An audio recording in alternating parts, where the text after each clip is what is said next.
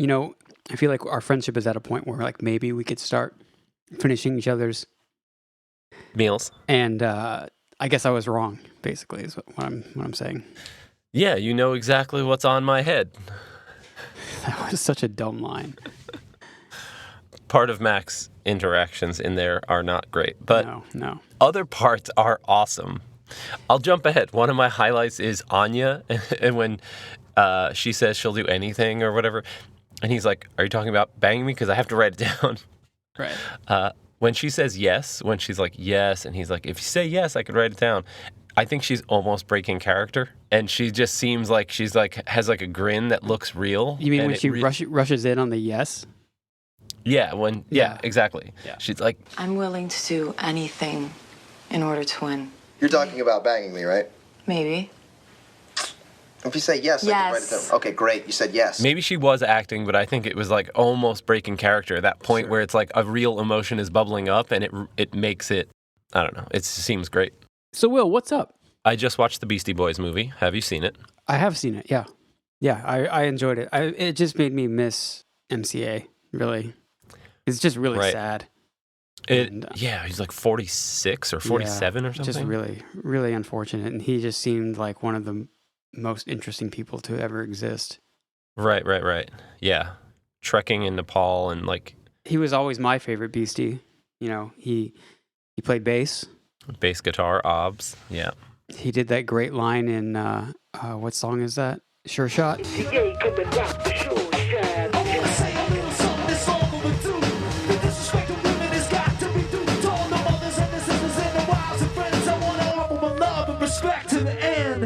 I've always been struck by that line, especially like in the 90s doing that, because like... Right. And it was pretty crazy to see. Obviously, they were like becoming caricatures of themselves, and that's was their that tension and that main issue that, you know, brought them off the road and blah blah blah. But it's pretty crazy to see like 15, 16-year-old kids that are like experimenting with this new form of music, and then when they're like 17, 18, 19, they're like world famous, rich, you know, and they're just acting insane. And then what is it, like 3 years later, he's, you know, on like self-discovery journeys, Right. in Nepal and India and like Paul's Boutique era, right? Yeah, and then a few years later, he's like, you know, the transformation is one of the amazing things that, you know, as I see it, is that, you know, they kind of, not that they were like a manufactured band, but they were like kind bratty of punk kids. And and the first record felt that way and was that way. And then to me, like the transition through Paul's Boutique, and then for me, it was Check Your Head. Check Your Head was like, that's the record I identify with. Did you think it was weird? I was just going to say this, how they didn't talk about Check Your Head like at all. I felt like they did. I guess I'm thinking for how much they talked about other records, I thought Check Your Head was like, they talked about like the concept of it. Right. You know, we're just jamming, yada, yada, yada. I don't know. I just felt like they were a little light on that. Well, yeah, I think that their story is so long and that the transitions that they've gone through are so drastic that the beginning, the rise, the fall, the heartbreak and disappointment of Paul's Boutique, and also the stories about them renting that house and those outfits, like I feel like amazing. I hadn't heard about that prior, so like that was the thing. And then so by the time they get to Check Your Head, which is like their return, they have so many more records that they literally didn't mention. Yeah. Like the last 2/3 of their career, they didn't even discuss. Right. Maybe what I'm saying is that I wish there had been more talking about, because that was like the song that got me into the Beastie Boys. Totally. As like fully. An 11-year-old or however old, like I had heard the other songs, but I heard that song and I was like, holy shit. I've never heard anything like this. And the video is also super cool, like the fisheye thing. Yeah, I mean, exactly. Like when it's funny, but like as a fan, I felt the same way they did, I guess, as artists, sort of, in that their first record is undeniably great. Mm-hmm. I listened, you know, I heard it whenever I was super young and it was fun, and I listen to it now and it's still super fun and corny and blah, blah, blah. But after them going away, and I literally had never heard of Paul's Boutique until years later, and then somehow I heard Check Your Head and I was like, holy crap, this is so good. It's so crazy, and it's like all over the place, which is something that, I mean, it didn't really happen as much back then. I feel like people talk about the 90s in this like very nostalgic kind of way, where like, the radio back then, anything could happen. But Right. like, if you want to get granular on that, like Check Your Head Right. is insane. It's jazz, punk, hip hop, Right. from song to song. And it's Yeah, like, yeah. I mean, I guess they had kind of fallen out of the mainstream a little bit at that point, but Right. for a band that size to get that creative. Yeah, and again, yeah, to be kids that were like barely able to play their instruments playing punk Yeah. and do the huge record off very, kind of little of their own musical merits, Yeah. to come back with a record that is so, I mean, I'm not even talking about technical proficiency, but just like the depth and like the sort of, I don't know, it's hard to, I'm not articulate enough to describe it, but like there's like compassion and heart in that record, in the performances, in the same way that like you could talk about The Clash being one of the best bands, and you could easily say like they're not the best performers, Right. but there's, I think even good musicians would see a band like that playing tight and you'd be like, yeah, Yes. cool. It's like the presentation. yeah, the good, a lot of the guitar parts aren't like good, but like they're played the way they need to be played. Sabotage is the perfect example of that. Right. Perfect example. It's like all the parts by themselves, like, okay, sure. But you put all of it together and it becomes this amazing thing. And then on top of that, you put like one of the best videos ever made. Right. I mean, And things they were all doing themselves. Like, it's so crazy that they were doing so much of that, yeah. so much of the videos and like promo. Nathaniel Hornblower. Yeah, exactly. Not only are they doing the music and the recording and the videos and promo photos themselves, but then they're making up stories and characters about the people that should be making them. It's pretty unreal. Yeah, they must have just had so much fun. Yeah, that honestly, I haven't really like been sad about being retired for the past 5 years or whatever Yeah. it's been. Yeah. Until like there are probably moments here and there, but watching that was definitely one of them. And Yeah, a year or what it two being a ago, band. reading the book, Yeah. I forgot that. Yeah, like my entire life, all I wanted to do was have a studio and fuck around and make music, and then go on tour with my friends. Like that's all I wanted to do, and it still kind of is. I just know that the chances of it happening are very, very slim. So whatever. That sort of reminds me of a great story. I think you might have actually been there with me at the first Bleacher show at the Troubadour. Mm-hmm. Yeah. After the show, we went to that little tiny room. I don't know if you want to call that backstage. That hallway Right. that has a door. And Spike Jonze was there. Oh, wow. I do not remember that. Jack introduced me to him. Like, hey, this is Natty or whatever. And Spike's like, oh yeah, good to see you again. And like, this is similar to the Obama story, except this time I was like, I've never met you before. I'm a huge fan. Like, trust me, I would have remembered if we had met before. And he was like, no, you were at that dinner the other night, right? I was like, no. And he's like, Jack, wasn't he at the dinner? And Jack's like, no. He's like, is your name Nate? And I was like, yes. He's like, yeah, I met you at this dinner. And I was like, I don't know who you're talking about, but it's not me. That one is especially insane. Yeah. That story, because it definitely wasn't the Nate that you usually get confused with. No, it was someone else entirely. Yeah, that's fucking insane. I had to push back a little bit because I was like, because I didn't want to be perceived as being like aloof or like too cool, being like, oh, we met, I don't know. But I'm like, no, Right. Spike Jonze, You're like huge fan. No, I definitely Yeah. would have remembered this. So me trying to make it clear that I was not trying to be cool made it like argumentative. I mean, not really, but you know what I mean? Yeah. It was very funny. We'll never know who he mistook me for. Oh, Spike Jonze. Wild card, bitches! Yeah!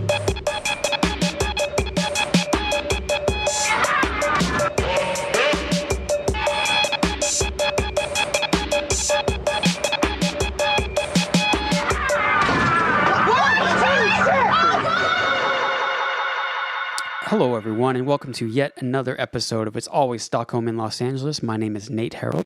It's true. His name is Nathan Edward Harold. And I'm Will Noon, a.k.a. Chicken Dad 69. And we're talking about It's Always Sunny in Philadelphia Season 4, Episode 3, something about Paddy's America's Next Top Model Billboard Contest Competition Bachelorette.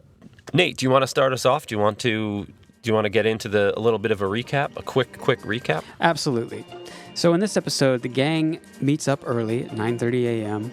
because Frank has issues with their spending habits on the Paddy's company credit card. Laser hair removal, samurai swords, and camcorders are not business expenses, but a billboard is. So once everyone's on board with the billboard, Dennis and Mac are discussing what's going to go on it. They obviously decide putting hot chicks on it is great. Frank says he knows what's going to be on it. It's going to be him and some ladies with giant cans. They say, okay, the possibility of a dude in there to entice women into the bar is a good idea. Yeah, that makes sense. But Frank says, nope, it's going to be him. Mac and Dennis disagree. Meanwhile, Charlie and Dee are discussing the viral videos and how that's a better way to promote Paddy's. Dee's going to do some of her characters and go viral, and that'll promote the bar. Charlie is excited to throw Green Man into the mix, so they run off to do that. With the casting call out, the bar is filled with hot bods, and Paddy's next top model search ensues. After half the crowd leaves at the realization that there is no pay, Frank takes Dennis and the dudes, and Mac is in charge of the women, and he turns it into a bachelor-type competition. Right. So Frank has the guys pretending to be barnyard animals, standing in kiddie pools full of manure. He has them walking the runway in their underwear and eating cockroaches, at which point Dennis gives up. He also gets powdered detergent thrown in his face at one point. So at this point, Mac is in charge of the women, and he's just seeing which girls will sleep with him, basically. And at the end, he surprises the three finalists by giving 2 shamrocks to the 2 women who slept with him and slept with each other over Rochelle, who could have been his potential soulmate. Meanwhile, Charlie is helping Dee with their unfunny and racist characters and tries to make it work by inserting Green Man or hitting her in the face with a volleyball with a wonderful sound effect. While reviewing the footage, he finds some of her video diary and uploads it to YouTube as Pathetic Girl 43, which actually does go viral. So after Dennis quits the Next Top Model competition, he complains to Dee and Charlie, and he's working on something, but Charlie convinces him to join up and get on camera. So at that point, Dee is interviewing him on the streets, and Charlie comes in as Green Man and kicks him in the balls. Despite being hurt by this, Dennis thinks it's going to really work. So he goes back to the bar with the videotape, with the tiny little digital videotape, shows Frank, tries to gloat a bit, and at that point Frank says it doesn't matter. He already put up the billboard a few days ago when they basically told him he was ugly. So they cut to this the final scene, which is Frank's original concept for the billboard, which is up, and it's him in a tank top giving the thumbs up with 2 absurdly large-breasted women as the classic disco song plays us out. Season 4, Episode 3 of It's Always Sunny in Philadelphia was written by Rob McElhenney, Charlie Day, and Adam Stein, directed by Fred Savage from The Wonder Years. So, Will, should we talk about the alliances in this episode? Yeah, I'd say we got a pretty classic setup, right? I was going to say it's a very unique setup. Oh, interesting. I mean, yeah, you're right. Okay, so at the very top, we see Mac and Dennis break off and discuss the billboard, right? Right. And then we see Dennis and Charlie, we see Dee and Charlie break off and do their viral videos. Right. So that is a classic setup. Mm-hmm. But I didn't realize this, but we soon switch. Right. And Mac and Frank sort of align there. And they align, but they align in kind of a weird way. Like they're on the same team, but they're doing different game shows. Right, exactly. They split off. I would still call them an alliance. So what's unique about this is that Charlie D, we've seen that. Frank Mac, don't see too often. And Dennis by himself, even more rare. Right. And and it's interesting, as you said, that Mac and Frank on the same team, but they're running sort of parallel storylines. Yeah. Whereas Frank's doing is he doing Top Model meets Fear Factor? Right. I haven't watched enough America's Next Top Model to know if that's like based in reality, but I know they make people do weird shit. I don't know if they like eat cockroaches and stuff. Right. The detergent in the eyes, the cockroaches definitely feels fear factor. Sure. The barnyard thing does seem like it's kind of a spoof, but in the top model world. Again, having never really seen it, but I'm assuming they make them do the most possible awkward version of modeling. Right. Yeah, just like weird challenges that don't really apply to the real world. Yeah, exactly. So, and the counterpoint is Mac doing The Bachelor. Right. Just like a straight up Bachelor, very skeezy thing. But with a shamrock instead of a rose. Nice touch. Right, yeah. And the catchphrase is top of the morning to you. A top of the morning to both of you. Right. He's so proud when he's like, I had the other one in my pocket. You didn't know it. I had another one here. I tricked you. I got both of you guys. William, let's talk about the general theme of this episode.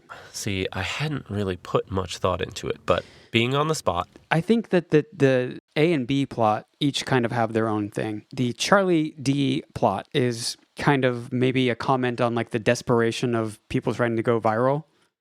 It's all about like pain and suffering and embarrassment. Right. And that's how people get famous on YouTube, or maybe more so at the time before it was like what it is now. Right. Yeah, what is this, 2008? Yeah. It's a pretty prime viral YouTube. It almost seems like people weren't trying to go viral yet. It was accidental, literally. And the Frank Mac Dennis plot, I think, is kind of maybe a comment on the like banality of American game shows, competitions, whatever you call those things. Right. Like half game show, half reality, right. Half competition. People want to be famous and they'll do whatever it takes. And right. there's a lot of failure. Right. Both in the show and in the real world. What are some of your highlights of this episode, William? Oh my God.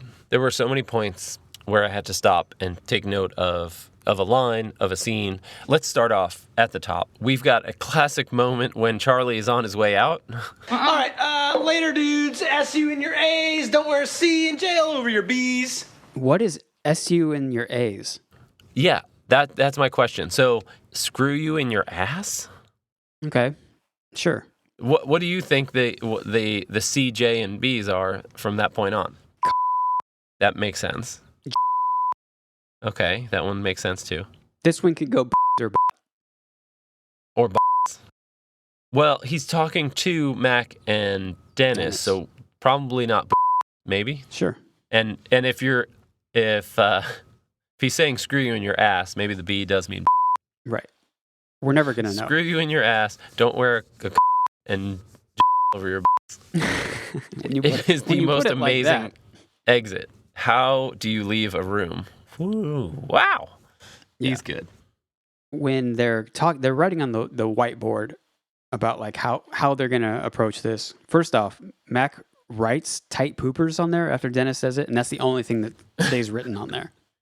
Right. I thought that was a very odd thing to say. It's advertising 101. Long legs, taut breasts, and tight poopers. And at that same point, when Charlie gets rejected for bringing up the Green Man idea, right. And Mac and Dennis say, hey, the adults are talking. Charlie does a really funny, like, adults are working. Okay. When we need a child, we'll call you. Now, Dennis. As he's sitting down, very understated. You could skip it easily, but it was there. I did. And those moments from Charlie are some of my favorites, so now I have to go back and watch.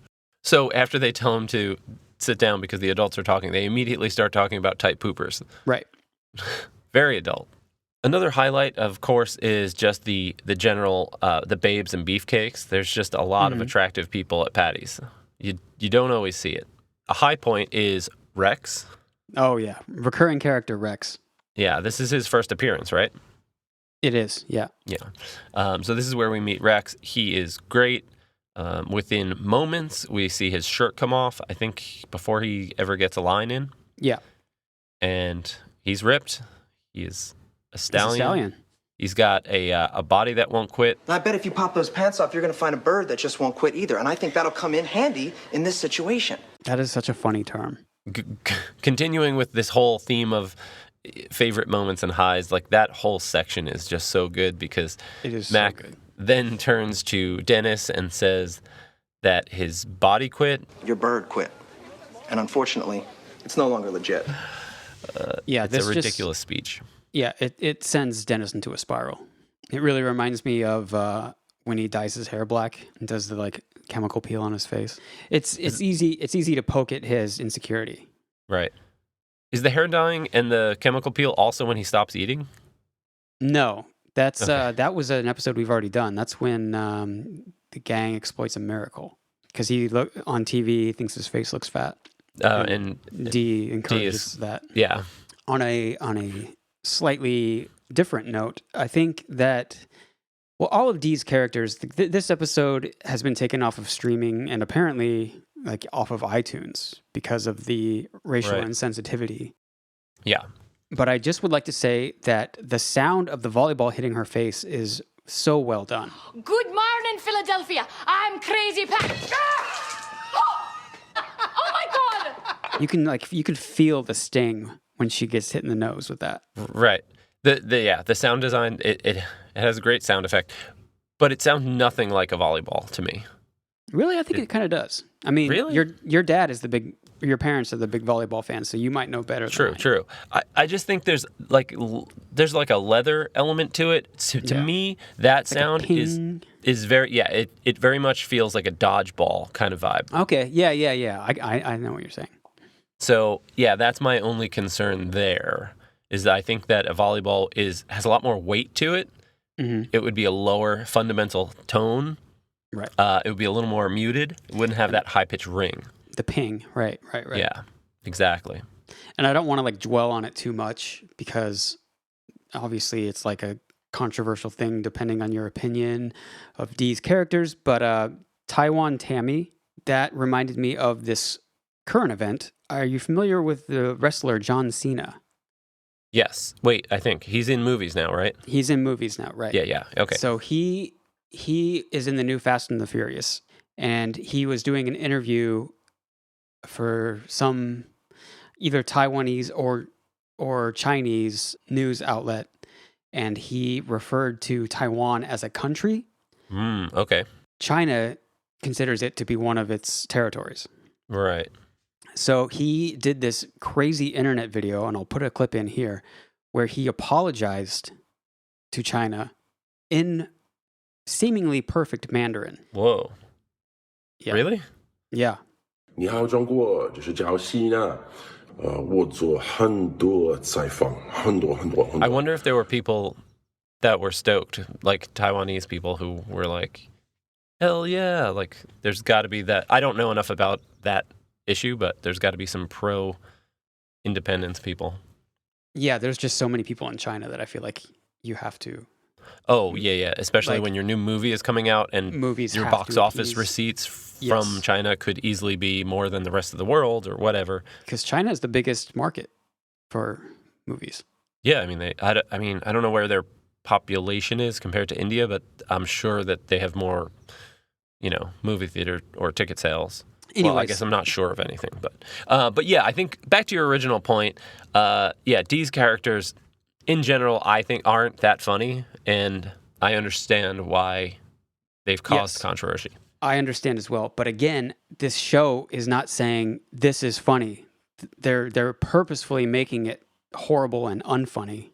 Right, Like they're not glamorizing doing racist impressions right. by I mean, any means. yeah, and I was when I went back to find this, and it was kind of an ordeal to rewatch this and do the research for this because because it's been removed from everything. I felt that this was dumb, and it was annoying that I had to like search so hard to find it because of this one thing, and then even Charlie reacting to some of these characters and literally saying, Are you kidding me? That is extremely racist. Isn't that awesome? I'm so excited about this one. All right, well, good luck to you on that. it's kind of funny that he says good luck with that, and then the show is removed. The luck has been had. Right. But after watching it, I was like, yeah, it is just a really bad thing. And I don't know, I guess it's that debate of like, if you say that, oh, this is a racist joke, and I think this is dumb, and then you say the racist joke, or instead, should you just not say the racist joke? So I understand. After watching it, I was like, yeah, that makes sense. Yeah. I understand. It sucks to throw the baby out with the bathwater because there are so many other good jokes, and like the rest of this episode is really funny. Mm-hmm.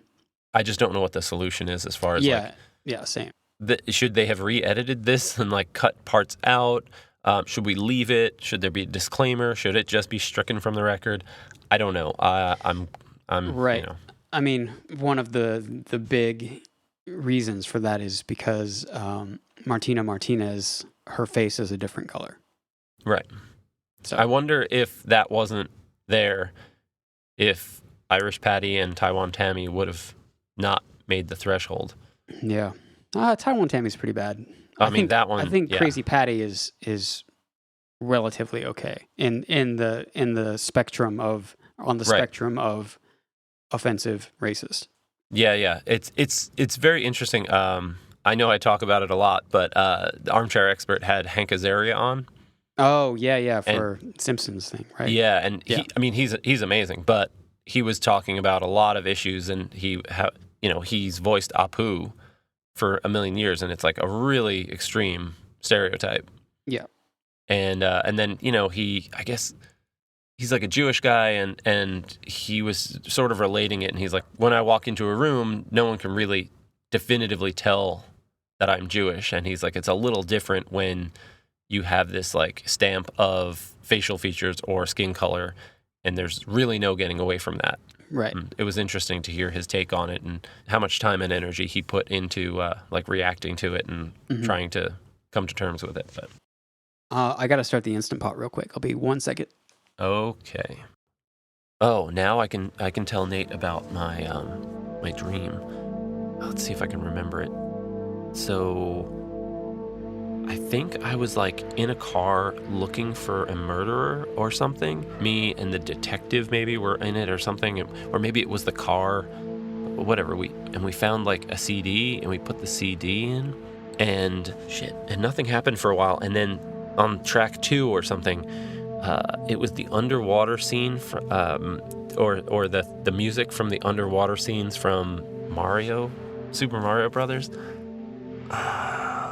It wasn't the dungeons, the dun-dun-dun-dun-dun. It was more the dun-dun-dun-dun-dun. I'm not doing it at all, but it was more of that like slow underwater version. But it was that, but then it was also overdubbed with someone mouthing the words to it. And it was really, really weird. And someone was like literally going doom, doom, doom, doom, doom. And then like after 5 to 10 seconds of that, a black and white video cut in.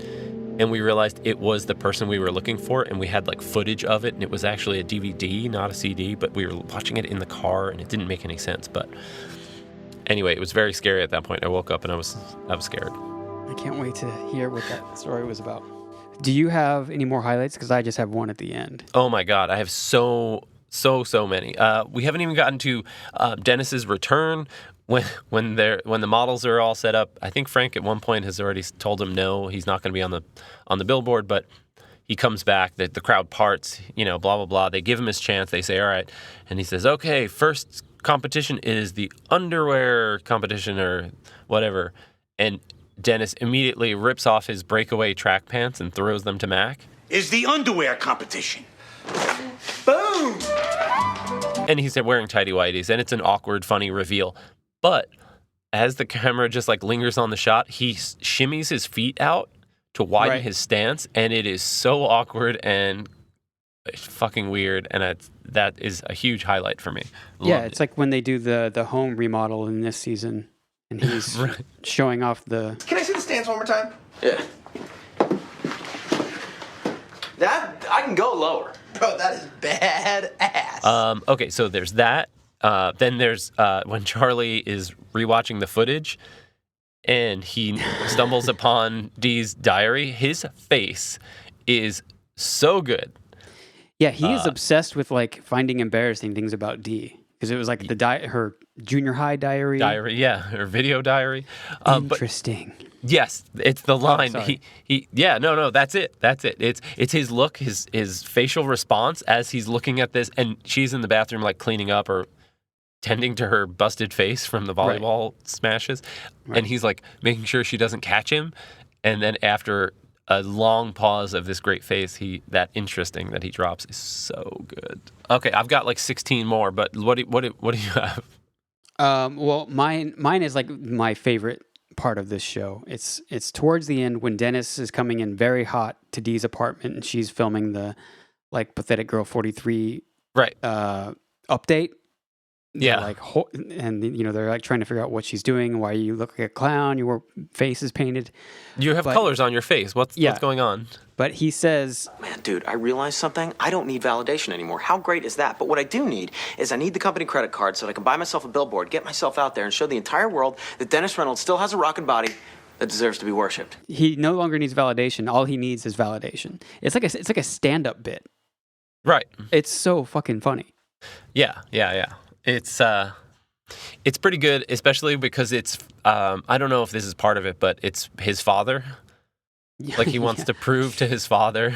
My favorite part of that is is Charlie and Dennis reacting to Dee. Charlie asking about the colors on her face, and then he says, "And your mouth is all," and he smiles.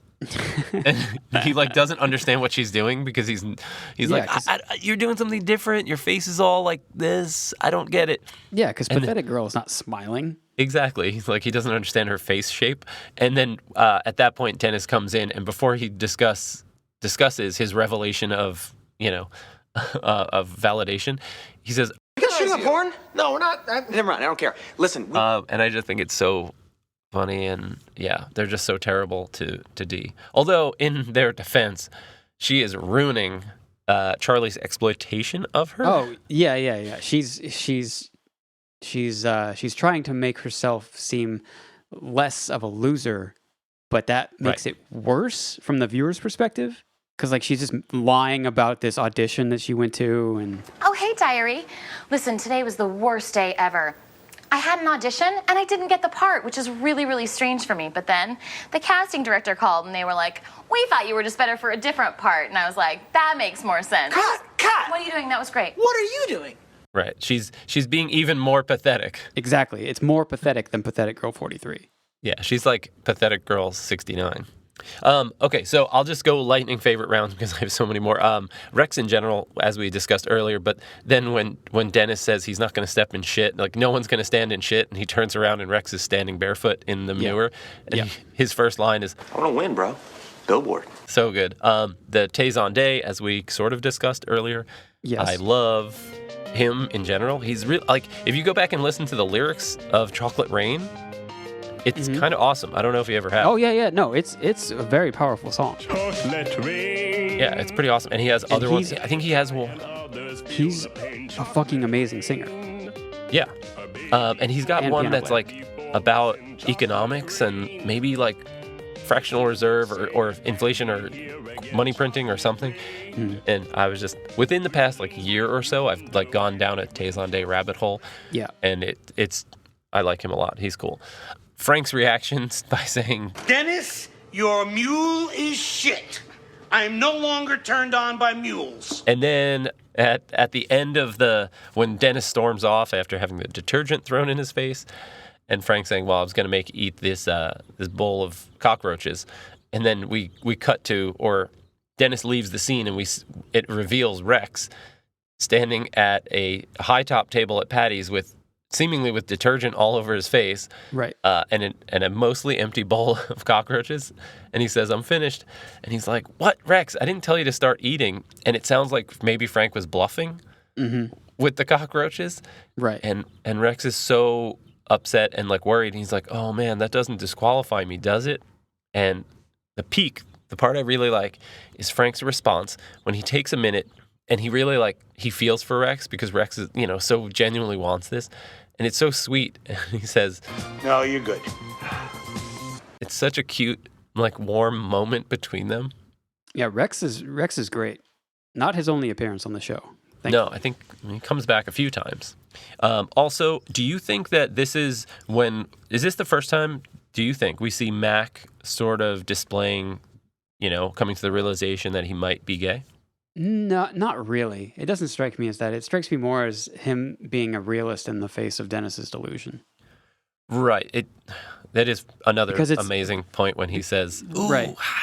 This is going to be tough." Because his analyzing of Rex is based solely, as far as we know, based solely on trying to show Dennis that he's not what he thinks he is. Right, I understand. But don't you think it's odd that he says if we took Rex's pants off, we would find a bird that doesn't quit? Sure. But I think it's the context in this situation that matters. Okay. But I know why you would ask that question, but I don't think that's why he's saying that. Right. To me, it just seemed like it was like very, and again, it's like, it might be stupid for me to think this because his whole point of, like his whole goal in this episode is to bang chicks. Yeah. But it also feels like maybe it's very like, not compensating, but it doesn't seem like maybe genuine desire. It's more of the competition. Like he's trying to bang girls like as a reward or as a prize. He's almost as caught up in the competition as the girls are, who probably would have never slept with him if it wasn't a competition. Right. Well, him and Frank are both like drunk with power.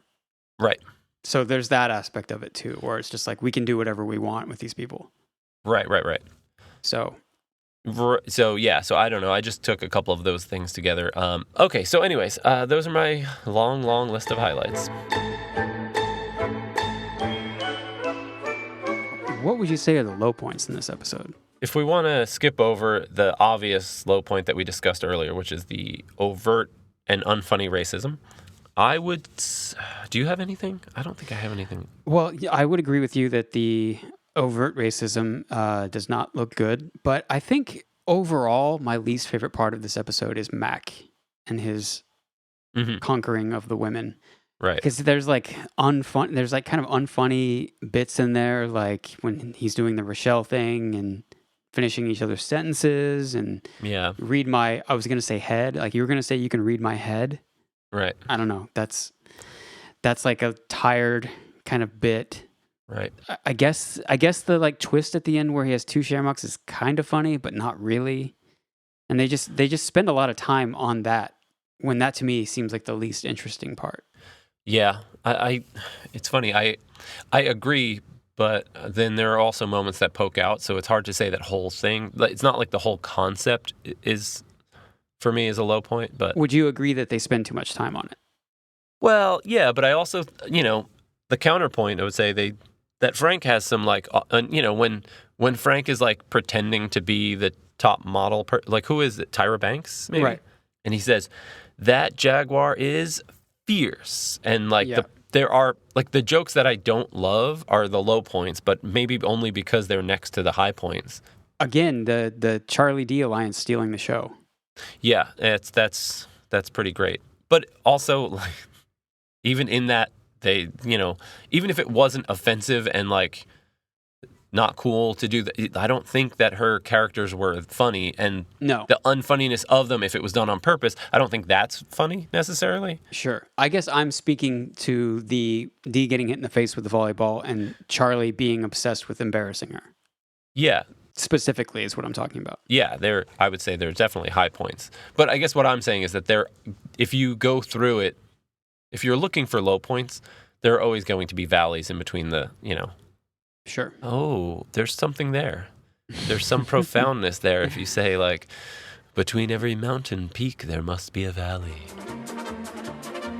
So there are a lot of guest stars in this episode, obviously, because we have male models and female models. I guess to scratch the surface, when Martina Martinez approaches those construction workers. Right.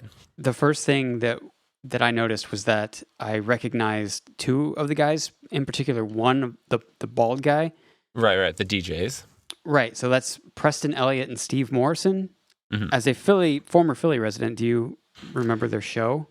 I don't, because...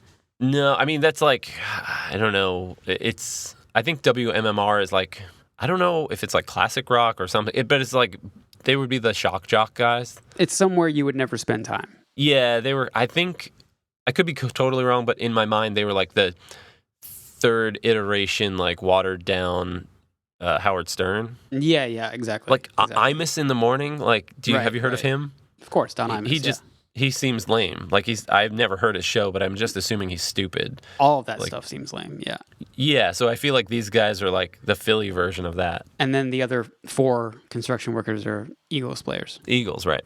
Eagles. I said Phillies, but yeah, Eagles. But I guess the most interesting guest star post Sunny life is Marlene McCohen as Dominique, who is the shorter of the 2 women who get the shamrocks at the end. Right. She's the one woman is like 6'10". Yeah. And then there's one that's probably like 5'6". Yeah. So Marlene McCohen, this is not a deep dive by any stretch of the imagination. She has a YouTube channel called Marlene McCohen it's about birds. I'm just going to read the description. Welcome to my channel and my life with parrots. I hope to teach bird owners how to care for parrots and most of all, give their parrots a cage-free life with #engaged, not caged. Love him like he's family, include him like he's your best friend, respect him like he's your teacher. She has 242,000 subscribers. Okay. And for a second, hold on. For a second, I thought you were going to say she has 242,000 parrots. Right. I almost lost my mind. 2, 3, 4, 5, 6, 7, 8, 9, 10, 11, 12, 13. And she calls them celebrities. Celebrities. Birdies. Okay. I didn't really go too far into the channel. I saw like the beginning of one video and I was like, no, this is not for me. Let's do an All My Birds video. How about that? And for those of you new here, guess what? I didn't even know what I was going to do in this video until now. And now I know because it's just one of those days. I have here on my shoulder, she just said hi. This is Nellie. The problem with Nellie... but yeah, she's a crazy bird lady. This is more of a conceptual deep dive, not the facts start to get boring when you're like, no, I know enough at the surface. So yeah, the obvious thing was I Googled Marlene McCohen, and there's the thing where it says people also ask. So the first hit is her YouTube channel, and then Google does the people also ask thing. Right. And it says, how many birds does Marlene McCohen have? So then, of course, I was like, well, I have to see why people ask this. Why would somebody be asking how many birds she has? Right. You know how sometimes if you search, you're like, I wonder if this movie is streaming on Netflix or Amazon or whatever. Right. So you're like, I wonder if the movie Interstellar is on any streaming services. And you type in Interstellar, and the first thing that pops up is something like a movie called Interstellar Wars that is something completely different, but designed for you to mistake it for another movie. So Marlene is in a movie called Interstellar Wars, which looks totally awful. It has 1.7 stars on IMDb. And then she's in another movie called Captain Battle. Hell yeah. And the cover is hilarious. It looks like Captain America with an eye patch. I mean, these look like they have the budget of they have $2,000. 1.3 stars. Maybe she's very down with Always Sunny style movies as well. 0% on Rotten Tomatoes. I mean, that sounds like a challenge. Alice in Murderland is another one of hers. She just goes with all these sound-alikes, basically. Store brand. Should we start a bunch of bands? Well, we had this idea a while ago. One of the names that I came up with was Imagined Dragons. Yeah. Probably wouldn't fly, but it seems like a good idea. Yeah, just change the other word in it, Do you have anything to close with, Nathan? I don't. I thought it was an okay episode. The plots in this episode, neither one of them was super great. They obviously both had very good moments, very strong. Love the Charlie D alliance. Love the insecure Dennis. But overall, I didn't think it hit super hard. I'm going to give it a B+. Well, I just have so many mountaintop peaks that I'm going to just, accept the valleys for what they are as a necessary part of life. And I'm going to give it an A+. I mean, I've got a long list. I don't even think I mentioned Frank's reaction when Dennis calls him ugly. Oh, it's so good. It's so good. He's I also had It that. reminded me of when you pointed out his reaction to something The Rambo. else. When Rambo. He gets confused. Yeah, the same thing happened here. Yeah, he was like, well, this one's I think he understands what's happening. He's just He's shocked. shocked. Yeah, he's more shocked and in disbelief a little bit, and he's a little hurt. So he's like trying to figure out how he feels. I don't even know if he's acting at that point, but just what I think he's thinking is good. While we're talking about that scene, also Mac's face while Dennis is talking to Frank about how ugly he is incredible. Oh, I was too focused on Dennis being a douchebag and talking about being chiseled from the gods themselves and being of Michelangelo proportions. He's doing the ooh. Right. He does have a pretty classic cringe face. Yeah, he does that a few times in this episode. Will, if you wanted to learn more about us and our podcast, what would you do? Oof, I don't know. It depends on how much of a deep dive I wanted to do. If I just wanted to follow along on, Twitter, let's say, I would probably look for @AlwaysStockholm. Mm-hmm. If I wanted to find some like memes or something and just kind of follow along that way, I would probably go to Instagram and I'd probably search for like @always_Stockholm. Right. If I wanted to like go way, way deep, I would probably join the Discord server. Sure. By searching that one out. But I mean, that all goes without saying that obviously on my preferred streaming podcast service, I would definitely subscribe. I would look for new episodes every Thursday, and I would have already written a glowing review, and I would consider us 5-star men, so I would give it a 5-star rating. Absolutely. But that's just me. Sure. That's just, I don't know. Everyone can do their own thing. We'll see you here next week where we discuss the next episode. I haven't looked it up to see which one it is, but I'm sure it's going to be fine. Episode 4. Episode 4. That's the one. We'll see you there for that. Will? Best one yet. I'll see you there. Goodbye, everyone. Good night.